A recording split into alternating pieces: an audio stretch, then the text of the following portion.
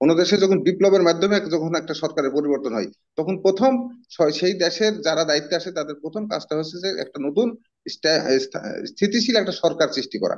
সেই সরকার সৃষ্টি হওয়ার পরেই কিন্তু অন্য, কারণ আপনাকে আমি আজকে আবার বলি যে কিছু সাংবিধানিক এই যে যে সংস্কারগুলি আসছে, সেই সংস্কারগুলি পাশ করার জন্য কিন্তু সংসদের প্রয়োজন। এটা স্থানীয় সরকার যারা প্রতিনিধি তারা কিন্তু পাশ করতে পারবে না। গত আগামী কিছুদিন পরে ধরেন আপনি যে কথাটা কিছুক্ষণ আনলেন প্রেসিডেন্টের ইমপিচমেন্টের, প্রেসিডেন্টের মেয়াদ শেষ হয়ে যাবে, তখন প্রেসিডেন্টকে আবার যদি নির্বাচিত করতে হয় কাউকে, তাহলে কিন্তু পার্লামেন্ট মেম্বার প্রয়োজন, না স্থানীয় সরকার প্রতিনিধিত্ব করতে পারবে না। বিএনপি ক্ষমতায় যাওয়ার দল, ক্ষমতায় জনগণের ভোট নিয়ে বিগত দিনে বারবার গেছে, এবং সেই ভোট যে ভোট গুলাতে বিএনপি ক্ষমতায় গেছে সেই আপনার আমার পূর্ববর্তী বক্তা যে কথা বলছেন, সেই 91 সালেও ফেয়ার ভোট, যদি সেই ভোটটাকেও ফেয়ার ধরা হয়, সেখানে কিন্তু বিএনপি জনগণের ভোটে কিন্তু ক্ষমতায় গেছে, এবং বারবার জনগণের ভোটেই কিন্তু ক্ষমতায় যেতে চাই। এবং বিএনপি যতটা কমিটমেন্ট করে মানুষের কাছে, সেই কমিটমেন্ট গুলি বাস্তবায়ন করার জন্য সব পেরেছে কিনা জানি না, তবে বাস্তবায়ন করার জন্য চেষ্টা করে। দেখুন 96 সালে যখন আহ তত্ত্বাবধায়ক সরকারি আন্দোলন চলেছে, তখন কিন্তু 15ই ফেব্রুয়ারি নির্বাচনের মধ্য দিয়ে বেগম খালেদা জিয়া কমিটমেন্ট করেছিল, এবং সংসদীয় প্রেসিডেন্সিয়াল গভর্নমেন্ট থেকে কিন্তু কিন্তু আমরা প্রেসিডেন্সিয়াল পার্লামেন্টারিয়াল গভর্নমেন্টে আমরা গেছি। জিয়া রহমান ক্ষমতায় এসে জনগণ যখন জিয়া রহমানকে ক্ষমতা দিয়েছে, তখন উনি কিন্তু একদলীয় শাসন ব্যবস্থা থেকে বহুদলীয় গণতন্ত্র নিয়ে গেছে। আপনার পত্র পত্রিকার স্বাধীনতা থেকে শুরু করে বিভিন্ন যে অর্গান গিলার স্বাধীনতা, সকল স্বাধীনতা গিলা দেওয়ার চেষ্টা করেছে। আসলে ধারাবাহিক প্রক্রিয়া না থাকার কারণে সবকিছু সম্ভব হয়ে ওঠেনি। এখন আজকে আমরা সংস্কারের কথা বলছি, কিন্তু গত 2 বছর আগে আমাদের নেতা জনাব তারেক রহমান সকল দলের সাথে আলাপ আলোচনার ভিত্তিতে 31 দফার একটা সংস্কার প্রস্তাব দিয়েছে।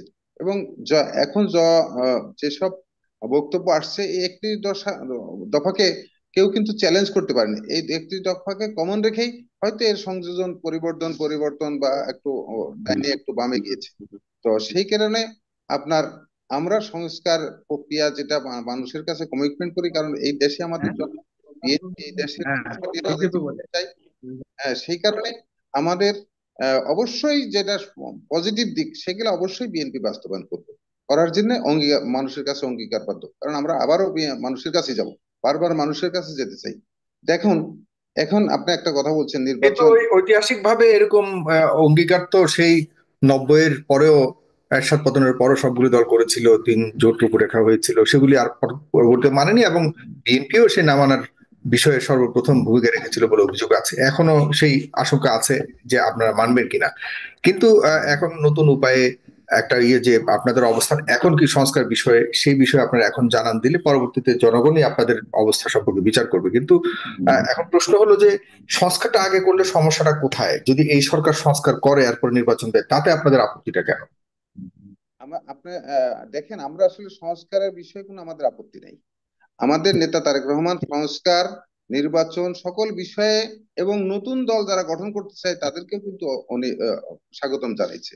আমরা কোনো বিষয়ে কিন্তু মানুষের জন্য কল্যাণকর কোনো বিষয় কিন্তু আমাদের নেতা, আমাদের দল কোনোটাতে নেগেটিভ না। এখানে প্রশ্ন হচ্ছে যে যেহেতু একটা ফ্যাসিবাদের বিদায়ের পরে একটা ঘটনা, একটা পরিস্থিতি সৃষ্টি হয়েছে, সেই কারণে কোনটা আগে কোনটা পরে, আমরা যেহেতু জনগণের পালসটা বেশি বুঝি, জনগণের নেই আমরা রাজনীতি করি, সেই কারণে আমরা সেই কথাগুলি বলার চেষ্টা করছি। দেখুন, আপনি একটা বিষয় বলি, আওয়ামী লীগকে নিষিদ্ধের একটা কথা বিভিন্ন কিছু দল নিয়ে এসেছে। এখানে সেই দলগুলা কেন নিয়ে এসেছে? আওয়ামী লীগ নিষিদ্ধ করতে হলে তো আপনাকে ঐক্যমতের ভিত্তিতে আগে জনগণকে মডিফাই করতে হবে, জনমত সৃষ্টি করতে হবে। আপনি খাতা কলমে বা এসআরও জারি করিয়া কিন্তু বাতিল করা যাবে, কিন্তু তাদের কোনো ভিত্তি নষ্ট করা যাবে না। যেমন বিগত দিনগুলো কিন্তু 15 বছরে এই ফ্যাসিবাদ শেখ হাসিনা বিভিন্ন রাজনৈতিক দলকে নিষিদ্ধ করেছে, বিভিন্ন রাজনৈতিক দলকে দমন পীড়নের মধ্যে দিয়ে গুলি করে হত্যা করেছে, পাখির মতো হত্যা করেছে। এক রাইতে হেফাজতকে শাপলা চত্বর থেকে হত্যা করে রক্তাক্ত করেছে, মামলা দিয়েছে। আমাদের নেতৃত্ব থেকে শুরু করে, আমাদের দেশনেত্রী বেগম খালেদা জিয়া থেকে শুরু করে আমাদের প্রায় 50 লক্ষ নেতাকর্মীর বিরুদ্ধে মামলা দিয়েছে, কিন্তু আমাদের জন্য নষ্ট করতে পারে নাই। এবং যে সকল রাজনৈতিক দলকে তারা আইন করে ধ্বংস করেছিল, বন্ধ করেছিল, তারাও কিন্তু এই দেশে এখন আবার রাজনীতি করছে। সেই কারণে আইন করে নয়, আগে জনমত সৃষ্টি করতে হবে। সকলে ঐক্যমতের ভিত্তিতে যদি জনমত আমরা সৃষ্টি করতে পারি, তবে জনগণকে যদি তাদের কাছ থেকে মুখ ফেরাই নিয়ে আসতে পারি, তবেই হবে হচ্ছে প্রকৃত তাদেরকে বাতিল করার বিষয় চলে আসবে। এবং জনগণ জনগণ যেমন আজকে মুসলিম লীগ বাংলাদেশে নাই, মুসলিম লীগ কে বাংলাদেশ থেকে চলে গেছে এই কারণে যে মানুষ এবং বিভিন্ন রাজনৈতিক দলগুলো মানুষকে মুসলিম লীগ থেকে আবার ফিরে আনতে সক্ষম হয়েছে। সেই কারণে আমাদের প্রথম কাজটা হচ্ছে যে জনমত সৃষ্টি করে যে আওয়ামী লীগ ফ্যাসিবাদ, আওয়ামী লীগ দেশের ক্ষতি করেছে, এই বিষয়গুলি সাধারণ মানুষের কাছে যদি আমরা সকলে ঐক্যমত ভাবে যেতাম, তাহলে হয়তো আরো বেশি সহজ হতো এবং আওয়ামী লীগকে সারা জীবনের জন্য পার্মানেন্টলি নির্মূল করা সম্ভব হতো। তো আর এখন এছাড়াও জারি করা হয়তো আমার কাছে মনে হয়েছে, আমার কাছে মনে হয়েছে যে কেউ মনে করছে যে আওয়ামী লীগকে যদি আজকে আহ, বাতিল করে দিই, তাহলে তারা নির্বাচন আসতে পারবে না, তাদের ভোট গেলে হয়তো আমার পক্ষে আসতে পারে। আবার এখন দেখা যাচ্ছে কি যে আওয়ামী লীগকে মুখে বলছে আমরা বাতিল করার কথা, যারা ক্ষমতায় আছে আজকে ছাত্ররাও কিন্তু ছাত্রদেরও একটা পার্ট ক্ষমতায় আছে, তারা বলছে আওয়ামী লীগকে বাতিল করা, হ্যাঁ ঠিক আছে বাতিল করুক, আমাদের কোনো আপত্তি নাই। কিন্তু আওয়ামী লীগের যারা পেতাত্তা বা আওয়ামী লীগকে যারা ফ্যাসিবাদে সহযোগিতা করছে, মানুষকে গুলি করে হত্যা করেছে, এই যে 24 সালের কথা যাদেরকে হত্যা করছে, সেই সকল সচিব আমলা, সেই হুম, সকল আইন শৃঙ্খলা বাহিনী, সকলেই কিন্তু এই সরকারের নিয়ন্ত্রণে। আজকে হুম। প্রধান উপদেষ্টা সঠিক তথ্যটা পাই কিনা সন্দেহ আছে, কারণ আজকে যারা গোয়েন্দা সংস্থা আছে, গোয়েন্দা সংস্থা মাঠ লেভেল থেকে শুরু করে সবগুলি হাসিনার যারা নিয়োগপ্রাপ্ত, তারাই কিন্তু আছে। সেই ক্ষেত্রে আমার কাছে মনে হচ্ছে যে এইটা এবং আপনি দেখেন, আমি আবারও বলছি, আপনার কনস্টেবল, এসআই, জি, তার মানে ওসি, এসব কারণে এই সরকার পারবে না, আপনাদের সরকার আসলে পারবে, এটা আপনি না বলতে চান? না আমি আমাদের সরকারের বলেনি, জনগণের সরকার। না, আমরা তো জনগণ সরকার জনগণের। মানে জনগণ সরকার বলতে আপনারা আপনাদের জায়গা থেকে যদি বলেন, জনগণের ঠিক আছে, জনগণ তো ভোট দিবে আপনাদেরকে, কিন্তু আপনারা আপনাদের জায়গা থেকে মনে করছেন যে এই সরকার, এই যেহেতু এখন সেই সাবেক সরকারের বিভিন্ন ফোর্স, বিভিন্ন শক্তিশালী আহ, বিষয়গুলি এখনো পর্যন্ত বলবৎ রয়েছে, তারা পারবেন সংস্কার, কিন্তু মূল যে সংস্কার সেটি আপনারা আসলে পারবেন, কারণ আপনারা নতুন করে আপনাদের শক্তি নিয়েই প্রশাসনকে আপনারা নিয়ন্ত্রণ করবেন। আমি বলছি যে জনগণের সরকার, নট আমাদের সরকার। যদি মানুষ আমাদেরকে ভোট নাও দিতে পারে, আমাদের হুম। যদি মানুষ ভোট দেয়, তাহলে আমরা অবশ্যই মানে এটার রাজনৈতিক সরকার, মানুষের যে নির্বাচিত সরকার এসে এটা করতে পারবে, আপনি এটা বলছেন। রাজনৈতিক নির্বাচিত সরকার, রাজনৈতিক সরকার আসে এই সংস্কার। আর যে সংস্কারের যে বিষয়টা আসছে, এখন যতগুলি সংস্কার কমিশন আমি দেখেছি, তাতে দেখা যাচ্ছে যে যতগুলি প্রস্তাব আসছে, এবং অনলাইনে আমার একটা বাংলাদেশে একটা রেওয়াজ আছে যে 18টি মানুষের 36 কোটি ডাক্তার, একজনের যদি অসুস্থ হয় যে এক একজন কেউ বলে প্যারাসিটামল খাও, কেউ কেউ হিস্টাসিন খাও, এই কথাগুলো কিন্তু বাংলাদেশে আছে। এখন যত দফা আসছে বিভিন্ন জায়গা থেকে, কেউ বলছে হুম। 21 বছরের মানুষের জন্য কোটা রাখতে হবে, কেউ বলছে মহিলাদের জন্য কোটা রাখতে হবে, কেউ বলছে যে 15 বছরের মানুষকে ভোটার করতে হবে, এক এক জায়গা থেকে কিন্তু আমার কথা হচ্ছে মানুষের মৌলিক অন্ন, বস্ত্র, বাসস্থান, শিক্ষা এবং গণতন্ত্র, ভোটাধিকার প্রয়োগের যে মৌলিক যে বিষয়গুলোর সাথে রিলেটেড, এই বিষয়গুলাই মানুষকে আগে সংস্কার করতে হবে। এখানে কোনটা প্রয়োজন সেইগুলাকে নিয়ে এসে ন্যূনতম একটা অবস্থান থেকে সংস্কার, আহ, এবং সংস্কার একটা লং টাইম প্রক্রিয়া।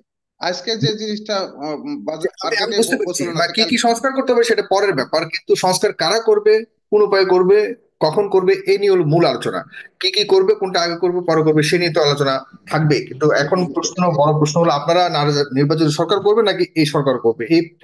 এই প্রেক্ষিতে আপনি যে যুক্তিটা দিয়েছেন সেটি হলো যে এই সরকারের সেরকম জনবল নাই, জনসমর্থিত না বলেই তারা সর্ব পর্যায়ে সেই আশানুরূপ সংস্কার করার সক্ষম হবে না তাদের জন্য। এটি একটি বড় ধরনের আপনি মন্তব্য করেছেন, বা আপনার একটা যুক্তি দিয়েছেন। আপনি আপনার আমি, আপনার সাথে জি, দ্বিমত করে শেষ বলছি। করতে হবে। সেটা হচ্ছে হুম, যে আমরা সেই কথা আমরা বলছি, আমরা বলছি যে এই সরকার হুম, আমরা বলি না তো কালকে নির্বাচন করবো। কিন্তু হুম, যতটুকু ন্যূনতম সংস্কারের জন্য যে সময়ের প্রয়োজন, সেই সময় তো আমরা দিতে চাই। আমরা তো বলি না যে কালকে আমাদেরকে নির্বাচন দিয়ে দেন। ইতিমধ্যে 6 মাস পার হয়ে গেছে, আরো 6 মাস সরকার নিতে চাই। সেখানেও তো আমাদের দল তাদের সাথে দ্বিমত করে নাই। তো সেই কারণে সংস্কার করতে যদি অনন্তকাল সময় লাগে, তো অনন্তকাল মানুষ তো ভোটাধিকার প্রয়োগ থেকে বঞ্চিত থাকবে না। ওনারা প্রক্রিয়াটা শুরু করুক, পরবর্তী পর্যায়ে জনগণের নির্বাচিত সরকার এসে সেটাকে বাস্তবায়ন করবে।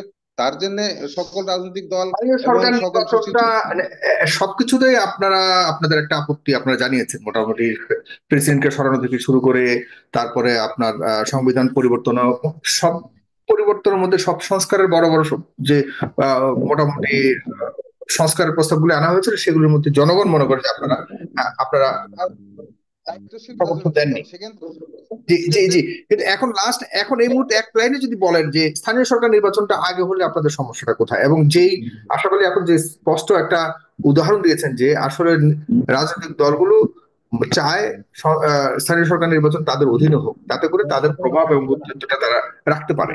সেই সেই ভয়ে তারা মনে করে যে আগে নির্বাচনটা হলে ভালো হয়, মানে স্থানীয় সরকার নির্বাচন। আর একটা বিষয় কি আপনাকে বলি, যখনই কোনো দেশে revolution হয়, কোনো দেশে যখন কোনো ঘটনা ঘটে, কোনো দেশে যখন বিপ্লবের মাধ্যমে যখন একটা সরকারের পরিবর্তন হয়, তখন প্রথম সেই দেশের যারা দায়িত্বে আসে তাদের প্রথম কাজটা হচ্ছে যে একটা নতুন স্থিতিশীল একটা সরকার সৃষ্টি করা। সেই সরকার সৃষ্টি হওয়ার পরেই কিন্তু অন্য, কারণ আপনাকে আমি আজকে আবার বলি যে কিছু সাংবিধানিক এই যে যে সংস্কারগুলি আসছে, সেই সংস্কারগুলি পাশ করার জন্য কিন্তু সংসদের প্রয়োজন। এটা স্থানীয় সরকার যারা প্রতিনিধি তারা কিন্তু পাশ করতে পারবে না। গত আগামী কিছুদিন পরে ধরেন আপনি যে কথাটা কিছুক্ষণ আনলেন প্রেসিডেন্টের ইমপিচমেন্টের, প্রেসিডেন্টের মেয়াদ শেষ হয়ে যাবে, তখন প্রেসিডেন্টকে আবার যদি নির্বাচিত করতে হয় কাউকে, তাহলে কিন্তু পার্লামেন্ট মেম্বার প্রয়োজন, না স্থানীয় সরকার প্রতিনিধিত্ব করতে পারবে না। সেই কারণে আপনাকে যে দেশের স্থিতিশীলতা, হ্যাঁ স্থিতিশীলতা আনার জন্য প্রথম আমরা যে জিনিসটা আছে সেটা হচ্ছে যে জাতীয় সংসদ নির্বাচন। আর আমার পূর্ববর্তী বক্তা যে কথাটা বলে গেছে যে দলীয় সরকার অধীনে স্থানীয় সরকার নির্বাচন আপনার ফ্রি ফেয়ার হয় না, সেটার সাথে আমি দ্বিমত করি না। তাহলে আমাকে নির্বাচন কমিশনকে শক্তিশালী করতে হবে। আজকে পার্শ্ববর্তী ভারতে দলীয় সরকার সব নির্বাচনিত হচ্ছে, নির্বাচন কমিশন যেহেতু সেখানে শক্তিশালী, আমাদের প্রথম কাজ হচ্ছে নির্বাচন ব্যবস্থাকে শক্তিশালী না করা পর্যন্ত কোনোভাবে স্থানীয় সরকার নির্বাচন বা পার্লামেন্ট নির্বাচন কোনোটাই কিন্তু প্রভাব মুক্ত হবে না। নির্বাচন ব্যবস্থাকে এবং নির্বাচনে যারা দায়িত্ব আছে তারা তারা একটা স্বতন্ত্র জায়গাতে নিয়ে আসতে হবে, তবেই জি, আপনার সকল নির্বাচন একদম বৈধতা। স্পষ্ট। ধন্যবাদ আপনাকে, ধন্যবাদ জনাব তাজুল ইসলাম টিপু। দুটি বিষয় একদম স্পষ্ট করেছেন যে একটা পার্লামেন্ট খুবই জরুরি, যেটা তিনি বলেছেন যে পার্লামেন্টে আসলে সকল কিছুর অনুমোদন হতে হবে এবং জনগণের সরকার, নির্বাচিত সরকার হলে সেটির গ্রহণযোগ্যতা থাকবে এবং কনস্টিটিউশনাল একটা আহ একটা কনসেশন থাকবে।